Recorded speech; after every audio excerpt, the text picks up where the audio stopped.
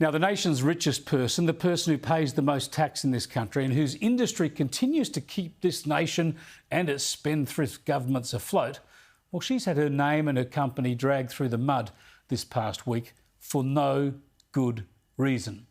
Gina Rinehart did nothing except sponsor netball to the tune of $15 million, just as she supported many Olympians over the years. This is big leaks of money, and most of it's done very quietly.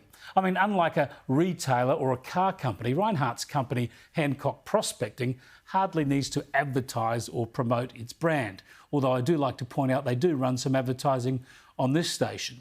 In the main, of course, the company sells iron ore to China and elsewhere, where it's used to make everything from your iPhone to the wind turbines that the greenies love so much.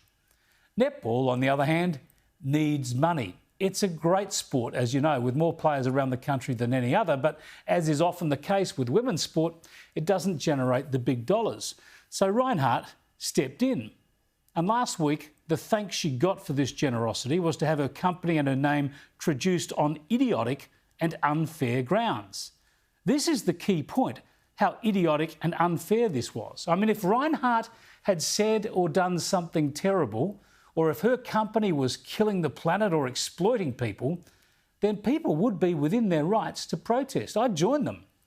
But Rinehart's company is a respected player, crucial to this country, especially to Western Australia, employing many Indigenous workers and enabling Indigenous communities to benefit from hundreds of millions of dollars of royalties. Rinehart and her family also fund Indigenous health and education programs. Despite all this, just by having her company's name associated with netball, it's opened up to all sorts of ridiculous claims.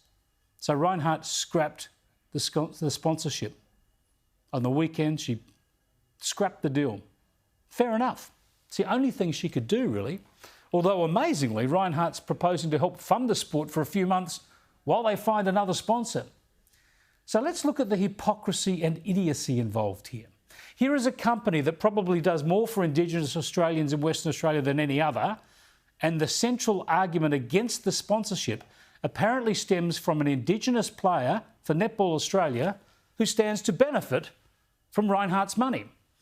Donnell Wallam apparently objected to the association with Hancock Prospecting on the grounds of what Gina Rinehart's father and company founder Lang Hancock said nearly 4 decades ago. Now, what Lang Hancock said was horrible, but he said it, not anyone else. He said it 38 years ago and died 30 years ago.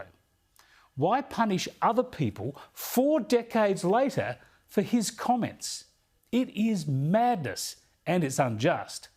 Yet listen to how Netball Australia refuses to talk sense to their own players, preferring to indulge this lunacy.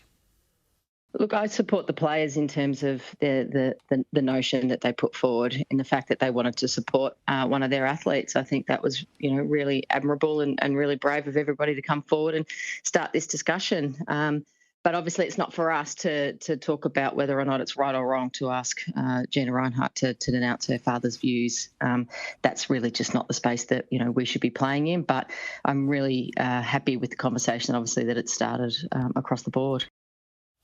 So Netball Australia knows it has no place slurring someone with the words of their late father, and Netball Australia knows it has no place demanding someone denounce those words, yet it supports its own players blowing up a $15 million sponsorship by doing just that.